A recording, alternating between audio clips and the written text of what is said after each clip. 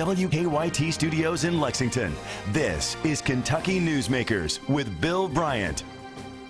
Good morning from WKYT News. Hope you're enjoying your Easter weekend. Our guest this morning is the governor of the Commonwealth of Kentucky, Steve Beshear. The last regular legislative session of his tenure has just ended with several key bills landing on his desk. The governor has signed into law a sweeping bill to deal with the state's deadly heroin epidemic. It shifts to treatment for addicts and tough punishment for dealers.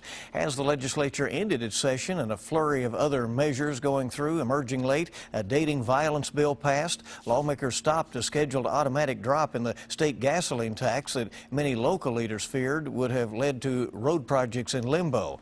The legislature did not deal with the teachers' retirement situation, even though that fund is facing a major unfunded liability. A statewide smoking ban passed the House for the first time, but failed in the Senate.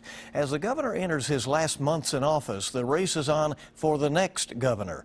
Republican candidates have criticized his Medicaid expansion. One candidate got the governor's ire when he suggested the state has fewer jobs now than it did some years ago. Governor Beshear vetoed a religious freedom bill in Kentucky, similar to the ones that have caused controversy this week in Indiana and Arkansas. But he's appealing on behalf of the state, a ruling striking down the ban on same-sex marriage, and that will be heard later in the month. Keeneland is off and running, Derby season getting underway. Lots to talk about with Kentucky Governor Steve Beshear, and we always appreciate it when you're here. Thanks for coming. Thank you.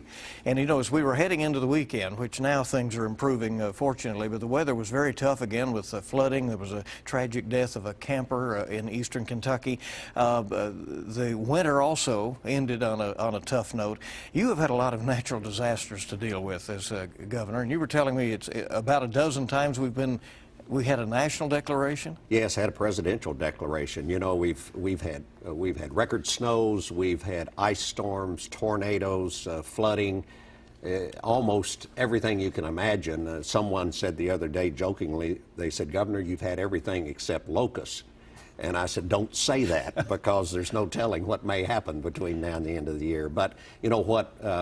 We have developed a team both locally and at the state level that are about the best in the country, I think. They respond quickly, they know what to do. You obviously can't avoid the issues, but you can help people as much as possible to get through it, and we have. And obviously there are many times when they have to come to you for guidance or even a declaration. You sent some National Guard into Louisville on Friday. Right. We can call our National Guard out, we can get federal help if needed, and so we've got a well-coordinated attack on these things now that at least minimizes the damage that they can cause. The legislative session is just wrapped up. There was a lot of anticipation that some things would get done. It looked for a while like there would not be many things done, and then toward the end there came to be the heroin bill and some other things. You have signed a lot of those bills into law. Have you vetoed anything, or will you? Not at this point. We're still reviewing the last few things that passed, but I'll tell you, Bill, this was probably one of the most productive short sessions that we've had in my 8 years as governor. When you stop and think of what we did in that 30-day period with a very aggressive and progressive heroin bill, an attack on that terrible problem, the dating violence bill that had been hanging there for years, we finally have joined about every other state in giving protection to couples, people in dating relationships. We actually passed the rating system for child care facilities that we'd been trying to get by, so that parents now can look and understand where they're going to send their children. Just a number of things like that. The film credits that we upgraded so that we're going to be more competitive. You know, it was a very good session, and obviously the thing you mentioned with the gas tax. We were about to lose a third of our road fund. Now, you know, we had some outside political groups in here lobbying and putting on TV ads to tell people, don't do that, let it all fall and let the marketplace work. Well, they're not in here driving on our roads, and everybody after this winter knows our roads are in a mess. And fortunately, we were able to get the legislature to come together and freeze that level. We didn't raise it, but we froze it to where we're not going to lose a lot more. I'll take some of these issues one by one. The heroin bill seems to be, as you call it, comprehensive in that it goes at it in multiple ways. More treatment for addicts, tough sentences and punishment for high-level dealers. There's a needle exchange. Are you pleased with the approach that eventually emerged? Because, you know, several different sides had different approaches. I was very pleased with what we ended up with because it's, as I said, it's aggressive. It goes after folks that are profiting off of death and killing our people.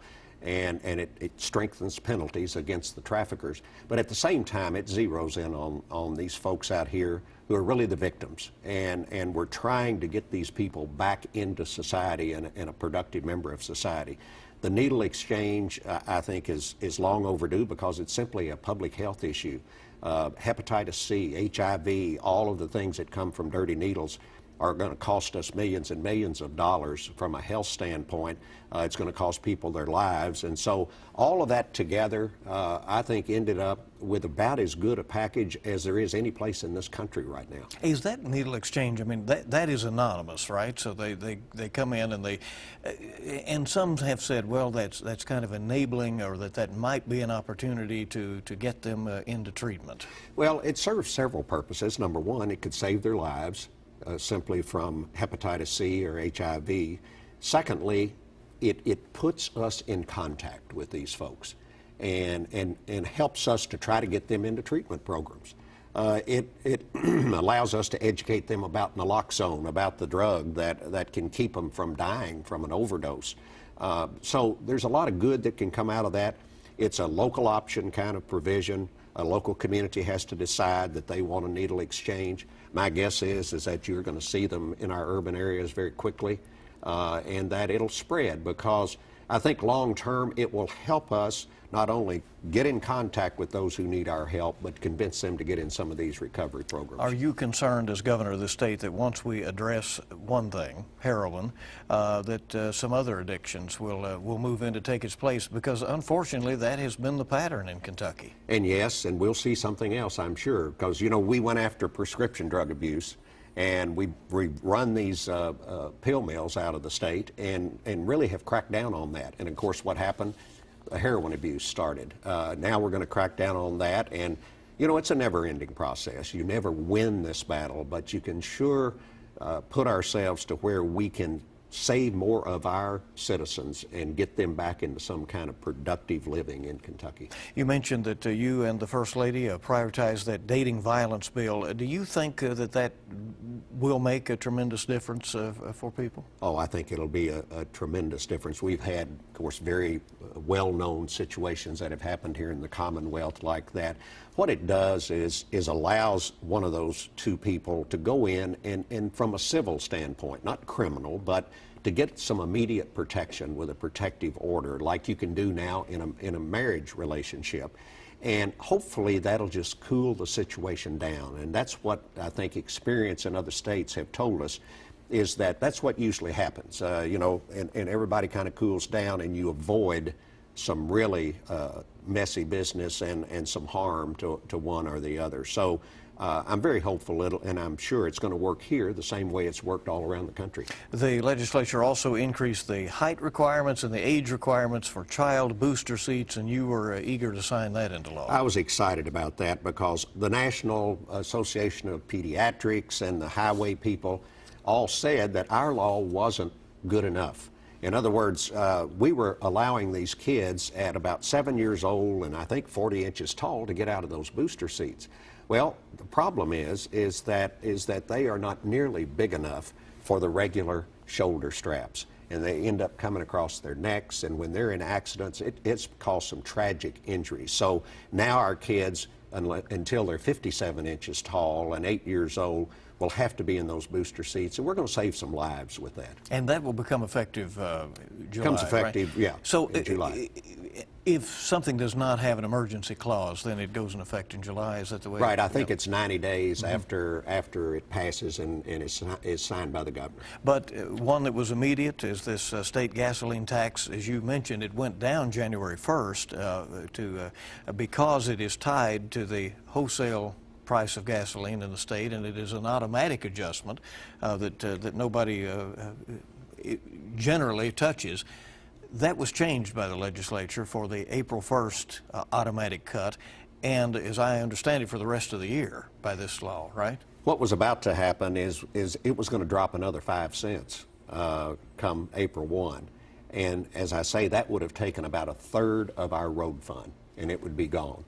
And folks out here that want to see their roads repaved and potholes fixed and bridges built and four-lane highways and everything that makes Kentucky what it is, and the infrastructure that allows commerce and people to go to and from school to make us a good state, we were going to really be in a bind. We weren't going to have the money to do all of those things. And so what we did, we let it drop another penny and then froze it at that point. And so that'll be the base now, and it won't go any lower, but there's a 10% limit on how fast it can go up a year, and there's a 10% limit on how fast it can drop now in a year. And so that'll give us more stability. And honestly, this wholesale price and this gas tax has no relationship to the price at the pump, really. I mean, you go out here today and you can go to one gas station and get it for whatever, $2.40, and tomorrow you'll be getting it $2.80 and then $2.30. You know, this is not going to have any real effect on the price of gasoline at the pump. Let's talk about some of the things that did not get addressed. While you called it a productive session, there were plenty of things that, even things you were for, that you said were priority, such as the local option sales tax, the P3 legislation, the public-private partnerships, which you threatened to veto if it had a ban on tolls. There were obviously, and then let's talk about those two first, and then I want to ask you also about the unfunded liability for the retirements. Well, the local option sales tax, I thought, was a good idea and is a good idea. And what it would allow is a community like Lexington, for instance, if their legislative body decided, you know, we need to build a new Rupp Arena, for instance. Let's just take that as an example. And, you know, we can do that if we put a half a cent more on the sales tax here locally for 20 years. It'll raise us enough money to float the bonds, build the building, and do that. Well, then they would vote to say, okay, let's do that. Then they'd have to put it on the ballot. And the people here in Lexington would have to approve that. And if people really wanted to do that, then everybody's bought in and you get it done. It sunsets, you know, the half a cent would go off in that 20-year period. It would have to be a constitutional amendment on the ballot. We got it past the House for the first time, and then it got tied up in the Senate. So I think we made some progress with it. I think there's considerable support in the Senate for it.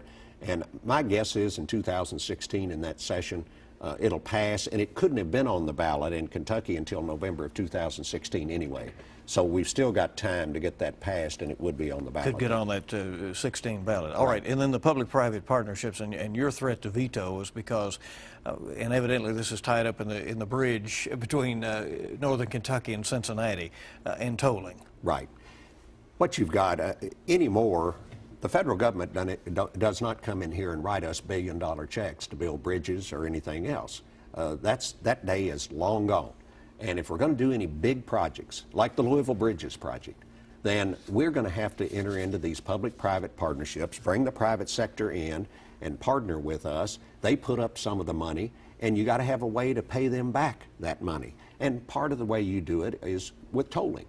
And that's what's going to happen on the Louisville bridges. There's going to be tolls on it, and everybody understands that, accepts it. It's kind of a user fee. The people that use the bridge are going to help pay for it. Up in northern Kentucky, we've got the Brent Spence Bridge that needs to be redone and rebuilt, and another bridge built alongside of it. The Ohio governor, Governor Kasich, a Republican, and I as a Democrat, got together just like Mitch Daniels and I did in Indiana on the Louisville bridges, and we need to get this done. And so we partnered in this. And you got a few folks up there who are just rabid against tolls, you know, oh my goodness, the world's going to come to an end if we have to pay a toll to go across a bridge. They've got 5 other bridges up there that cross the Ohio River between them and Cincinnati. So if they didn't want to pay that toll, they could just go across one of the other bridges. But it always has gotten wrapped up in that. And so we had this public-private partnership legislation. I had language in there that said, look, anything to do between Ohio and Kentucky on this bridge, it'll have to come back and be passed by the General Assembly. So a vote for this bill is not a vote for tolling. You'll get your shot, you know, if and when we put that up. But they raised enough ruckus. We got it past the House, but they killed it in the Senate. And, you know, the people in northern Kentucky are going to have to get their act together. And if they want that bridge and they really need it, then they're going to have to really pressure those legislators up there, because they're just reacting to politics. I mean, you got a few of the Tea Party types up there who are railing about, oh my goodness, tolls would be horrible. And so they just don't want to take a tough vote. And if those folks really don't make them step up, then, you know, they may have to wait around for 30 years until the bridge falls in. Governor Steve Beshear, our guest on Kentucky Newsmakers. We're going to ask him about this call by some for him to call a special session before he leaves office on teachers' retirements, and a lot more coming up on Kentucky Newsmakers. Welcome back to Kentucky Newsmakers on WKYT, and the Governor of the Commonwealth of Kentucky, Steve Beshear, is our guest today, wrapping up in a few months his 2 terms as Chief Executive of the Commonwealth. Has time flown, or has it felt like 8 years? No, it's really flown by. And, you know, we've had a lot of challenges, but I'll tell you, it's the best 8 years I've ever had in my life, in terms of both challenges and opportunities, and being in a position to be able to do something for the people of your state and actually see the results of it. You know, that's been a lot of fun. Some are hoping, some retired teachers especially, and those within that system, that you might call a special session of the legislature to try to find some fix to this, what is estimated now to be a $21 billion unfunded liability by this summer in that retirement plan. What are your thoughts? Well, first of all, we need a fix. The teachers' retirement system, while not in as bad a shape as the big Kentucky retirement system was, is heading in that direction. And we need to catch it before it gets much farther and start rebuilding that system. The problem is, what is the fix? And the legislature couldn't agree this time on what approach to take. I'm hoping that there will be some conversations this summer looking toward what do we do here, and how do we do it, and part of it's going to be money. You know, it's money. We got a budget session coming up in January, and that will spend the money again for the next 2 years, and that's probably the place when it's all said and done that a fix would be implemented. But I think we need to continue to talk right now, and obviously if there's some fix out there that we can all agree on, it's important enough for a special session, but my guess is that this will be addressed in January. Is it oversimplifying to say that one of the approaches was to basically bond and borrow a large amount of money to put in the stock market? Yes, and it was, you know, about $3.3 billion was the proposal. And you know, the eventual solution may involve some borrowing, may involve some bonding. But if you're thinking about that big a number, you're probably going to have to think about it in the context of the whole overall budget. And that overall budget is going to be looked at in January. And, you know, you got to have money to pay the debt service on whatever you borrow. And so you better just make sure that you continue to balance your budget and you prioritize your spending needs. I wonder to what extent you feel, as the governor's race is underway, that your legacy and what you have done is on the line as far as what is being talked about in the campaign. The Republican candidates for governor sounding the alarm about the cost of your Medicaid expansion. Kentucky has to pick up a share of the tab starting in 2017. You have said the numbers work out. Most on the Republican side say that it is not sustainable, Governor. Well, this year, of course, is a governor's race, and you're going to have all the politicians out here saying a whole bunch of stuff. Part of my job this year is going to be to make sure they tell the truth, because Kentuckians deserve that. You got some of them running around saying on the health care provisions that we have set up with our Benefits Exchange Connect and with expanded Medicaid, it's just unsustainable. Now, they don't say what they base that on, it's just unsustainable. Well, there are 2 independent studies, one by PricewaterhouseCoopers, another by Deloitte Consulting, that say not only is it sustainable, not only can we afford it, but it's a job creator. As a matter of fact, in the first year of it, we created 12,000 new jobs in the healthcare industry and related industries, and it's projected we'll create 40,000 new jobs over the next 8 years. So, you know, that's one example. You've got one of the candidates running around saying, well, we ought not to be giving any economic incentives to companies to come here and create jobs that don't pay at least a minimum wage. Well, we don't. You know, the programs themselves don't do that. I mean, we pay well above and require payment well above the minimum wage. Jobs. You got one candidate on saying we've lost 20,000 jobs over the last 2 years, and that's just baloney. I mean, the Bureau of Labor Statistics says just in the last year we've created 50,000 more jobs in Kentucky.